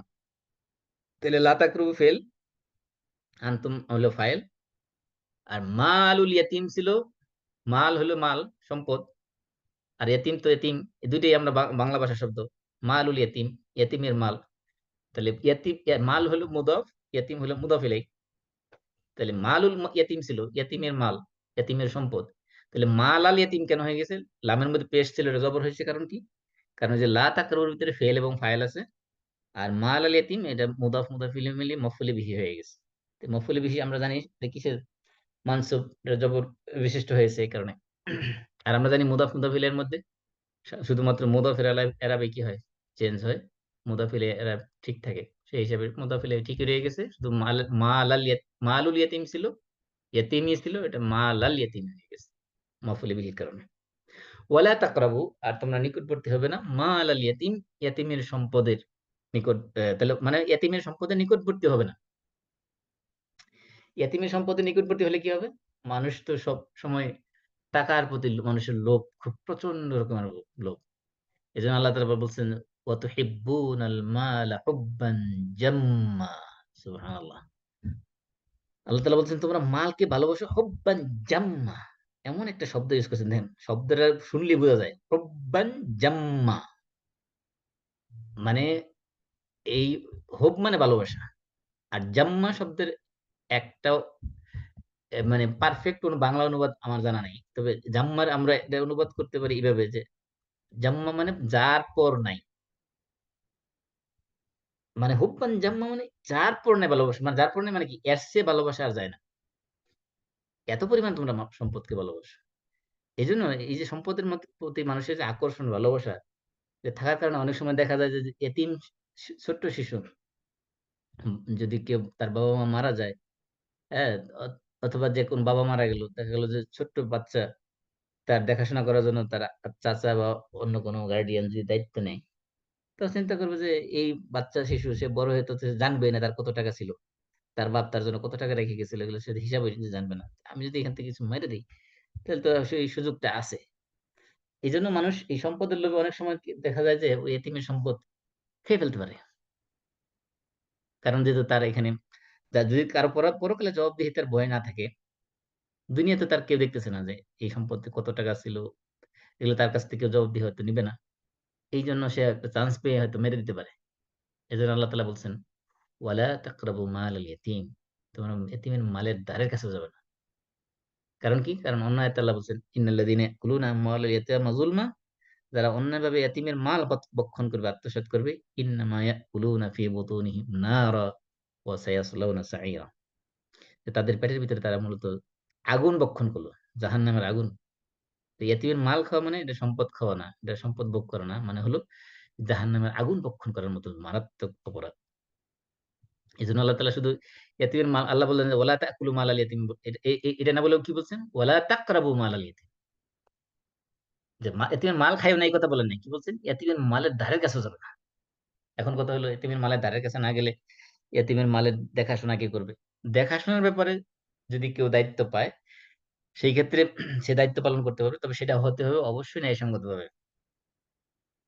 এজন্য আরেক আয়াতে বলছে, "ওয়ালা আ তাকুলুল মালাল ইয়াতিম ইল্লা বিল্লাতি হিয়া আহসান।" যে ন্যায়সঙ্গত কারণ ছাড়া। মনে করেন যে, যে ব্যক্তি এতিমের সম্পদের ভরণ-পোষণের দায়িত্ব নিছে, সে যদি গরিব হয়, তাহলে সে সেখান থেকে তার নিজের ভরণ-পোষণের জন্য, সেখান থেকে খরচের জন্য সে ব্যয় করতে পারবে। এটা তো সে ন্যায়সঙ্গত পন্থায়। এবং এতিম যদি সে বালক হয়ে যায়, বলছে ওয়াবতালুল ইয়াতামা হাত্তা ইযা বালাগুন নিকাহ। তো এতিম যখন বালেগ হয়ে যায়, তখন তাদের কি করতে হবে? তাদের সম্পদ তাদেরকে বুঝাই দিতে হবে। দেরি করা যাবে না।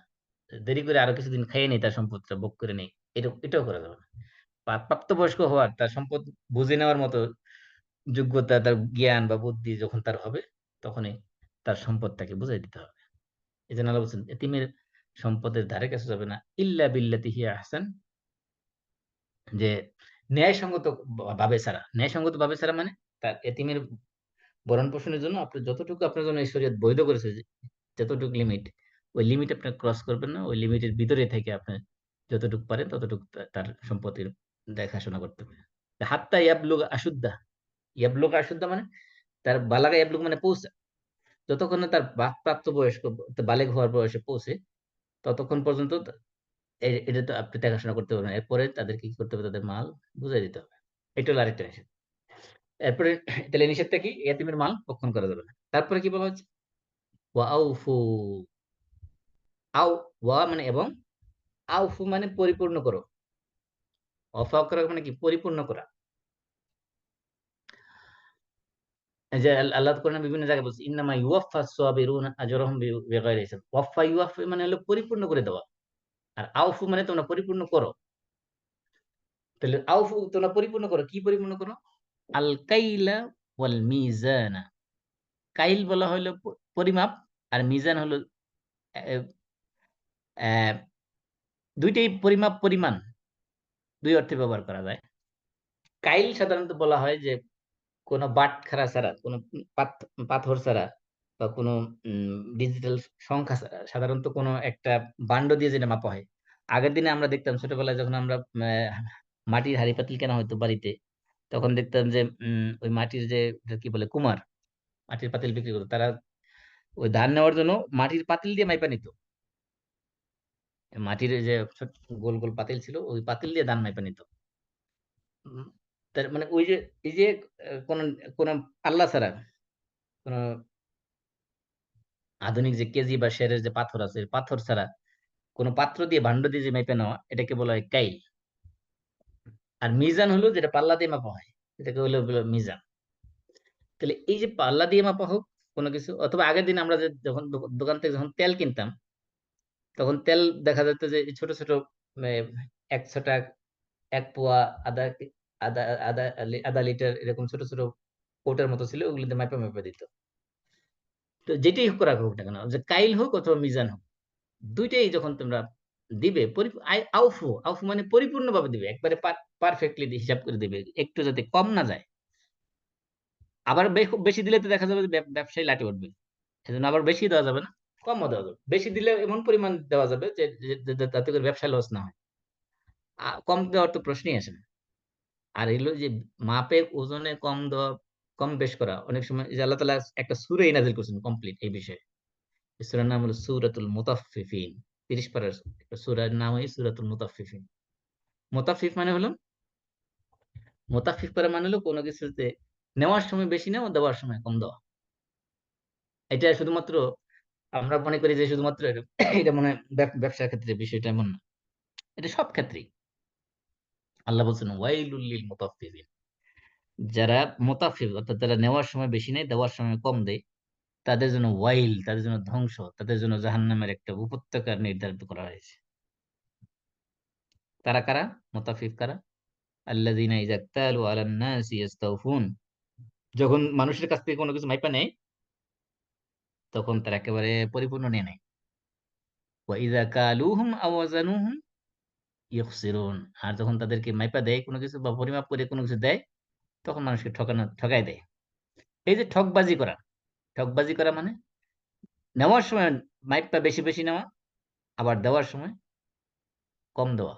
এটাকে বলা হয় আরবিতে মুতাফফিফ।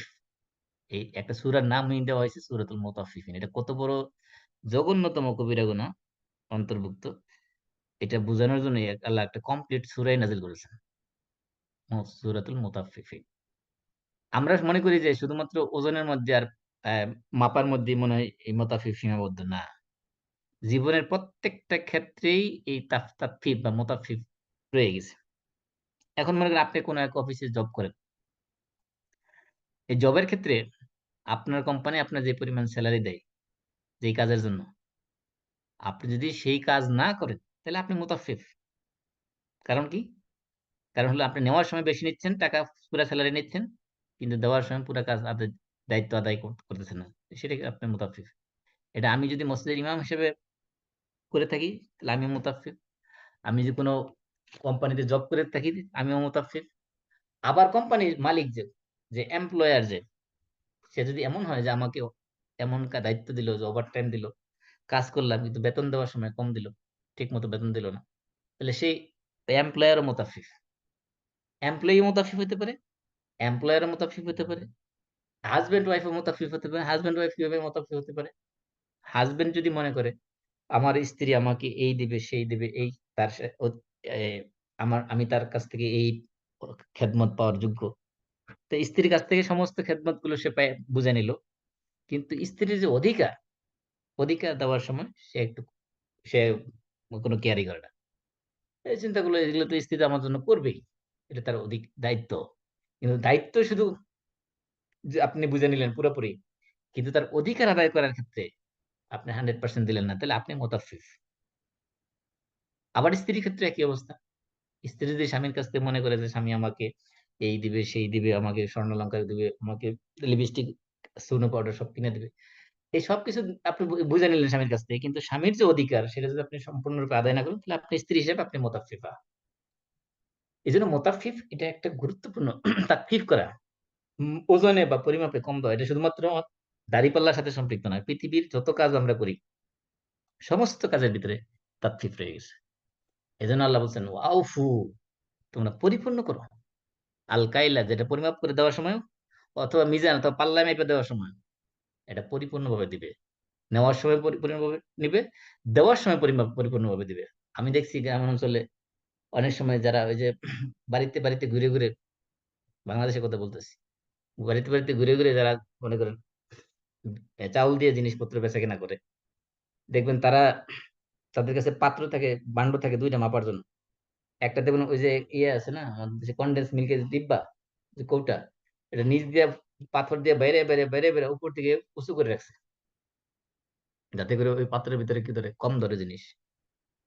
আবার যেটা দিয়ে সে মাইপা নিবে, ওইটা নিচের দিকে পিটায় নিচের দিকে চ্যাপ্টা করে রাখা হয়েছে। অর্থাৎ এর মধ্যে যে মাল বেশি ধরে। অথবা অনেক সময় দেখা যায় যে দাঁড়িপাল্লা দিয়ে যখন মাইপা নিতেছে, যখন এই ছোট্ট একটা আ ম্যাগনেট চুম্বক, যেটা ২৫০ গ্রাম বা ২০০ গ্রামের একটা ম্যাগনেট বা চুম্বক সে পাল্লার নিচে দিয়ে রাখছে। এই যে কত ওয়েতে মানুষ চিটিং করতেছে, প্রতারণা করতেছে। মানুষ মনে করতেছে আমি যদি জিতে গেলাম। এই প্রতারণা করার মাধ্যমে সে মনে করতেছে সে জিতে গেছে। আসলে সে হলো লুজার। তার দুনিয়াও শেষ, আখিরাতও শেষ। কারণ দুনিয়াতে এই যে সম্পদ কামাইছে পুরাটাই হারাম। এই যার ইনকাম করছে পুরোটা ইনকামটাই হারাম। ১ নম্বর। ২ নম্বর, এই সম্পদের মধ্যে কোন ধরনের বরকত থাকবে না। আল্লাহ রাসূল হাদিসের মধ্যে স্পষ্ট সহিহ হাদিসে বলেছেন, ফাইন কাতামা, যদি সে সেখানে কোনো কিছু গোপন করে, মুহিকাত বারাকাতু বাইইহিমা, তাদের বেচাকেনার সমস্ত বরকত ধুলে ধুয়ে মুছে একদম শেষ করে দেওয়া, একদম ধূলিসাৎ করে দেওয়া। মুহিকাত মানে একবারে মানে সবকিছু একবারে উম ডেস্ট্রয় করে দেওয়া, কমপ্লিটলি ডেস্ট্রয় করে দেওয়া, সেটাকে বলে আল্লাহ বলছেন, আল্লাহ রাসূল বলছেন মুহিকাত বারাকাতু বাইহিমা, তাদের বেচাকেনার মধ্যে যদি কোন ধরনের এই ধরনের চিটিং ধোঁকা প্রতারণার আশ্রয় নেওয়া হয়, সমস্ত বরকত বরবাদ করে দেওয়া হয়। তবে কি আল্লাহ তাআলা একটু সহজ করে দিয়েছে। ওয়াউফুল কাইলা ওয়াল মিজানা বিল কিসত, বিল কিসত মানে বিল আদল, ন্যায়সঙ্গতভাবে করতে হবে ওজন এবং পরিমাপ। নেওয়ার সময় বেশি নেওয়া যাবে না, দেওয়ার সময় আপনি কম তো দিতেই পারবেন না, দিলে একটু বেশি দিবেন। লা নুকাল্লিফু নাফসান ইল্লা উসআহা। আল্লাহ তাআলা বলছেন লা নুকাল্লিফু মানে আমি দায়িত্ব দেই না, তাকলিফ করি না। নাফসান কোন প্রাণকে, কোন মানুষকে বোঝানো হয়েছে আরকি। ইল্লা উসআহা তার সামর্থ্যের বাইরে। অর্থাৎ মানুষের, আপনি যদি সর্বোত্তম চেষ্টা করেন ওজন এবং পরিমাপ করার সময়ে যে পরিপূর্ণভাবে দেওয়ার জন্য, তারপরে যদি একটু এদিক সেদিক হয়ে যায় আপনার মনের অজান্তে, সেটা আল্লাহ আপনার দায়িত্বের মধ্যে ফেলবেন না। সেটার জন্য আল্লাহ আপনাকে পাকড়াও করবেন না। আপনার ইনটেনশন ছিল কিনা ন্যায়সঙ্গতভাবে মাপ পরিমাপ করা, সেটি আল্লাহ তাআলা দেখবেন। ওয়াইযা কুলতুম, আর যখন তোমরা কথা বলবে, ফা'দিলু, ন্যায়সঙ্গত কথা বলো। ওয়ালাউ কানা যা কুরবা, যদি সেটা তোমার নিকটাত্মীয় হয়। অর্থাৎ আপনি যে যখন আদালতে সাক্ষী দিতে যাবেন, আপনি যখন আদালতে সাক্ষী হবেন, সাক্ষী হওয়ার পরে যখন আপনি কথা বলবেন, সেই কথা যদি আপনার আপন আত্মীয়স্বজন, আপন পিতামাতা, ওয়ালাউ কানা, যদি আপনার পিতামাতা আপনার সন্তানের এগেইনস্ট এ যায় সে সাক্ষ্য, তাহলেও সেখানে ন্যায়সঙ্গত সাক্ষী দিতে হবে। জাস্টিস প্রতিষ্ঠা করতে হবে। এটা একটা গুরুত্বপূর্ণ বিধান আল্লাহর। যে আমি জেনে শুনে আমার কোন আপন আত্মীয়ের বিপ এ পক্ষ পক্ষ নেওয়ার জন্য, তার ফেভারে কথা বলার জন্য আমি কোন সত্য গোপন করতে পারব না। এটা শরীয়তে জায়েজ না, এটা হারাম, কবিরা গুনাহ। আর কি করো? ওয়া বিআহদিল্লাহি আউফু, আল্লাহর অঙ্গীকারগুলোকে তোমরা পরিপূর্ণ করো। এরপরে আবার আগের মতো রিমাইন্ডার দেওয়া হচ্ছে একটা। আগের আয়াতে যেমন কনক্লুশন টানা হয়েছে যেভাবে, সেভাবে এখানেও রিমাইন্ডার দেওয়া হচ্ছে। আগের আয়াতে কি বলা হচ্ছিল? বলা হচ্ছে যালিকুম ওয়াসাকুম বিহি লাআল্লাকুম তাকিলুন। আবার এই আয়াতের মধ্যে কি বলা হচ্ছে? এই আয়াতের শেষে কনক্লুশন দেওয়া আছে, যালিকুম ওয়াসাকুম বিহি লাআল্লাকুম তাযাক্কারুন। খালি শেষ শব্দটা চেঞ্জ করা হয়েছে। ওইখানে বলছে তাকিলুন, যাতে করে তোমরা উপলব্ধি করতে পারো, তোমরা বুঝতে পারো, আকল খাটাইতে পারো, বিবেক বুদ্ধি দিয়ে সবকিছু বুঝতে পারো। সেজন্য এগুলো আল্লাহ হচ্ছে তোমাদেরকে উপদেশ দিচ্ছেন। আর এখানে বলছে লাআল্লাকুম তাযাক্কারুন, যাতে করে তোমরা কি করতে পারো? উপদেশ গ্রহণ করতে পারো। তারপরে বলা হচ্ছে ওয়া আন্না হাযা সিরাতী মুস্তাকিমা। আমরা যে সূরা ফাতিহার মধ্যে সিরাতুল মুস্তাকিম চাই, সিরাতুল মুস্তাকিম কোনটা? আল্লাহ বলছেন এই যে এইটা হলো সিরাতুল মুস্তাকিম। এই সিরাতুল মুস্তাকিমের সংজ্ঞা আল্লাহ দিয়ে দিয়েছেন। এই যে উপরে যে ৯ টা কথা বলা হয়েছে, বলা হচ্ছে যে এগুলো আমার সিরাতুল মুস্তাকিম। এগুলো যদি তোমরা করো, তাহলে তুমি বুঝতে পারবে যে সিরাতুল মুস্তাকিমের উপর প্রতিষ্ঠিত আছে। খালি নামাজটা, রোজা করা, হজ আর যাকাতের ভিতরে সিরাতুল মুস্তাকিম না। আল্লাহ বলছেন ওয়া আন্না হাযা সিরাতুল মুস্তাকিম। এই যে আমি যে উপদেশগুলো দিলাম, এটি আমার সরল সঠিক পথ। আমরা তো ইহদিনাস সিরাতাল মুস্তাকিম আল্লাহর কাছে চাই। সিরাতাল লাযিনা আনআমতা আলাইহিম, যাদেরকে নিয়ামত দিয়েছেন তাদের পথ। তাদের পথ কোনটা? বলছে এগুলোই। এই পৃথিবীতে যত শরীয়ত আল্লাহ তাআলা দিয়েছেন, যত নবী রাসূলকে, প্রত্যেক শরীয়তের একেবারে ক্রিম এবং সার নির্দেশ হলো এই কথাগুলো। এগুলো যারা ফলো করবে, তারাই হলো সিরাতাল মুস্তাকিমের মধ্যে আছে। আর এজন্য আল্লাহ বলছেন ফাত্তাবিউহু, সুতরাং এই সরল সঠিক পথ তোমরা চলো। এই পথ তোমরা অনুসরণ করো। তাহলে এই যে আল্লাহ তাআলা ১০ নম্বর ওসিয়ত হলো, ওগুলো তো নিষেধ আছেই। আর এখানে বলছে তোমরা আল্লাহ তাআলার সিরাতে মুত্তাকিন পথ অনুসরণ করো। ওয়ালা তাত্তাবিউস সুবুলা। এই সিরাতে মুস্তাকিম পথ হলো একটাই পথ। আর সুবুল মানে হলো সাবিলের বহুবচন। রাস্তা, রাস্তার বহুবচন সুবুল, সাবিলের বহুবচন হলো সুবুল। আর সিরাতে মুস্তাকিম হলো একটা সোজা পথ। আল্লাহ রাসূল সাল্লাল্লাহু আলাইহি ওয়াসাল্লাম একদিন একটা সোজা দাগ কাটলেন। মাটির মধ্যে একটা দাগ দিয়ে তার ২ পাশ দিয়ে আরো অনেকগুলো ছোট, ছোট দাগ দিলেন। দাগ দিয়ে বললেন যে, "এই যে মাঝখানে যে রাস্তাটা দেখতেছো, এটা হলো সোজা পথ। এটা হলো সিরাতুল মুস্তাকিম। এটা হলো জান্নাতের পথ। আর এই যে ২ পাশ দিয়ে দেখতেছো ছোট, ছোট, এগুলো হলো শয়তানের পথ। ওই সকল সৎ পথে তোমরা চলবে না। ওয়ালা তাত্তাবিউস সুবুলা, এই পথ, এই সকল বাঁকা পথে, ভ্রান্ত পথে তোমরা চলবে না। ফাতাফাররাকা বিকুম আন সাবিলিহি।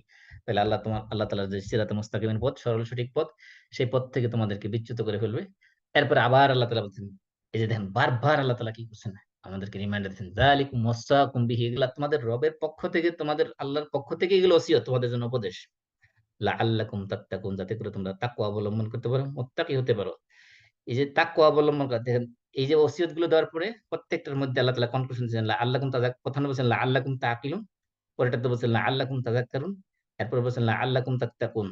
তোমরা তাকওয়া অবলম্বন করবে, তোমরা উপদেশ গ্রহণ করবে, তোমরা আকল বুদ্ধি খাটিয়ে সেখানে তোমরা বুঝতে পারবে এগুলো সবকিছু। যাতে বুঝতে পারো এজন্য আল্লাহ তাআলা সব ডিটেইলস তোমাদের জন্য এগুলো বলে দিয়েছেন। এই ১০ টা বিষয়, এগুলো আপনারা সবাই ভালো করে আয়ত্ত করবেন। ইনশাআল্লাহ আমরা প্রত্যেকটা ১০ টা পয়েন্ট প্রত্যেকটা নিয়ে ডিটেইলস বিস্তারিত আলোচনা করব আরো ইনশাআল্লাহ আগামী আলোচনাতে। আপনাদের কারো কোনো প্রশ্ন আছে? না থাকলে আমরা শেষ করে দিচ্ছি। আমরা কাফারাতুল মাজলিস করি। সুবহানাকাল্লাহুম্মা ওয়া বিহামদিক আশহাদু আল লা ইলাহা ইল্লা আনতা আস্তাগফিরুকা ওয়া আতুবু ইলাইক। আসসালামু আলাইকুম ওয়া রাহমাতুল্লাহি ওয়া বারাকাতুহু। ওয়ালাইকুম ওয়ালাইকুম আসসালাম। আসসালাম। ওয়ালাইকুম আসসালাম ওয়া রাহমাতুল্লাহি ওয়া বারাকাতুহু।